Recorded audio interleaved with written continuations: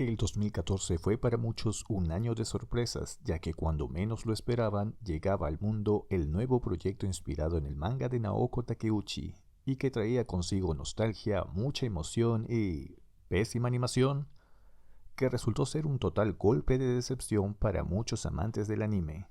Sailor Moon Crystal llegaba para quedarse, aunque su anuncio fue anticipado por el 2012 por nuestro gran creador de animes exitosos y rentables, Toei Animation, anunciando una nueva adaptación del manga con un estreno mundial en simultáneo gracias a la plataforma digital Nico Nico, para luego ser comprada por Viz Media, Crunchyroll e incluso Hulu. De este gran proyecto surgieron 3 temporadas iniciales, que adaptarían lo que se cuenta en el manga y que era lo que los fanáticos de Pretty Garden Sailor Moon esperaban.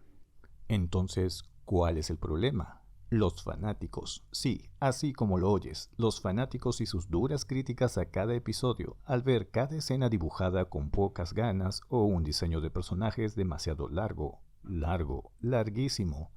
El principal problema era querer escapar de los cánones de estilo de anime comercial, donde todo se ve de manera proporcional. El tema es que visualmente Sailor Moon Crystal tomaba más trabajo de apreciar. Si bien querían darle vida a esos paneles del manga, como que se les pasó el trazo larguísimo, a cada personaje que animaban, sin contar muchos otros cuadros donde se distorsionaban los personajes y que fueron corregidos en los formatos de Blu-ray. Para Sailor Moon Crystal se eligió a Munehisa Sakai, director de muchos otros animes de Toei Animation, y el diseño de personajes estuvo a cargo de Yuki Sako, quien decidió darle ese toque especial con ojos grandes, larguísimas piernas, que es algo que caracteriza a los personajes de Naoko Takeuchi, y cuerpos extremadamente delgados y alargados, que mucho o poco llegaban a gustar a los fanáticos. Sin embargo, el hecho de tener un anime fiel al manga compensaba mucho esto. Aunque Yuki Sako ha trabajado en muchos otros animes siendo parte de la producción de animación, al parecer Sailor Moon Crystal sería su mayor logro, ya que su diseño de personajes estuvo presente hasta la segunda temporada. En Sailor Moon Crystal querían rescatar elementos de la antigua adaptación y realmente se lo tomaron en serio, ya que las Sailor Guardian se demoraban mucho en transformarse y cada secuencia de animación en CGI, que gasto de dinero, duraba más de un minuto y que terminaba siendo más tiempo en la pantalla si juntáramos todas las transformaciones de los personajes. El gran gancho de este anime reboot fue totalmente el regreso de Kotono Mitsuishi, quien estaba tan emocionada de volver a darle vida a Usagi Tsukino, con otro enfoque, ya que la serie iba a tener otra narrativa, menos cómica y más seria. Sailor Moon Crystal en sus 2 temporadas contó con 26 episodios y con ello finalizarían el arco del Dark Kingdom y el arco de Black Moon, como lo viéramos en el manga, y claro, hubo tanta satisfacción entre los fanáticos que querían ver más. Sin embargo, deberían esperar un poco de tiempo para ver el siguiente arco, Infinity, el arco más interesante. Y si es que te sucede lo mismo, este arco es el que mayor interés crea en los lectores del manga.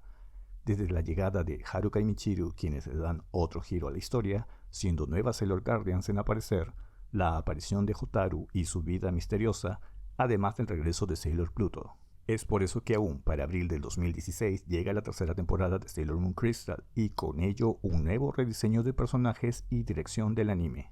Esta vez llegaría Chiaki Kon como directora a cargo y Akira Takahashi en el diseño de personajes. Akira ya era parte del equipo de producción de las anteriores temporadas como director de animación, incluso había trabajado como diseñador de personajes en las películas de Precure All Stars. Este nuevo diseño de personajes tenía una estética más comercial, para darle vida a cada personaje en los episodios. Esta temporada contaría también con escenas de transformación renovadas y también inspiradas en el primer anime. Las transformaciones se acortaron en tiempos dejando el CGI de lado y que resultaron útiles en esta temporada. El problema quizás sea que con las transformaciones y ataques de Sailor Uranus y Sailor Neptune fueron poco bien ejecutadas e incluso pasajeras. Mientras que la aparición de Sailor Saturn era la más esperada por los fanáticos, ya que fue un personaje olvidado por momentos en los 90, y que Sailor Moon Crystal le daría el lugar que merece. Lo curioso es que no hubo una secuencia de transformación para Sailor Pluto y solo presenciamos su despertar como Sailor Guardian. Esto generó en los fanáticos el popular efecto Mandela, que creen que sí hay una secuencia de transformación para Sailor Pluto en Sailor Moon Crystal. Sin embargo, no la hay. ¿Te ha sucedido? ¿Crees que Setsuna Meio merece su propio vídeo? Házmelo saber en un comentario. Siguiendo con esto, la animación de Sailor Moon Crystal para esta tercera parte fue buena en otros aspectos, y como siempre, la música incidental estuvo a cargo de Yasuharu Takahashi, quien nuevamente usaría su creatividad para generar piezas musicales llenas de magia, optimismo y confianza. El grupo de idols japonesa Momoiro Clover Z seguiría siendo parte del mundo de Sailor Moon Crystal con los openings y endings, ya que ellas estuvieron a cargo de interpretar temas originales para la nueva serie. Al finalizar la tercera temporada, tuvimos un vistazo a lo que vendría, viendo a Usagi, Chibiusa y Mamoru llegar para ver el evento del día, que sería un eclipse solar, y el sonar de una campanilla sería la llegada de un nuevo personaje del manga, ya que para los fanáticos era importante que la serie continuara, porque estaban plasmando la historia original. Aunque la producción de la nueva temporada llevaría algo de tiempo en realizarse, esta vez se lo tomaban en serio. Fue entonces que no habría más serie por el momento. ¿Qué? ¿No más serie de Sailor Moon Crystal? ¿Por qué?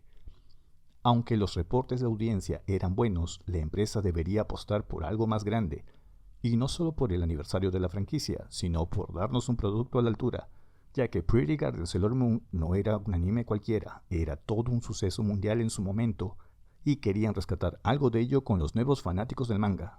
Es entonces que para el 2017 se anuncia que seguirían el proyecto con una película. Y esto emocionó a los fanáticos, ya que desde hace mucho tiempo no se esperaba una película animada para Sailor Moon. Sin embargo, estas películas no serían originales como se hizo en los 90, sino que reemplazarían a la serie de Sailor Moon Crystal para seguir contando la historia del manga. Y entonces llegaría Pretty Guardian Sailor Moon Eternal, que veremos en otro vídeo, y cómo estas películas salvaron la serie. Aunque este sea un resumen de lo que fue el proyecto animado, hay otros aspectos a considerar, ya que después de casi 15 años del final televisivo del primer anime, regresaba una nueva serie más fiel al manga, y que muchos jóvenes japoneses, ahora siendo adultos, volverían a disfrutar. Aunque llegó tarde para algunos fanáticos extranjeros, Sailor Moon Crystal llegó para quedarse en el corazón de todos, generando satisfactorios ingresos a Toei Animation y ganando mayor cantidad de fanáticos a nivel mundial.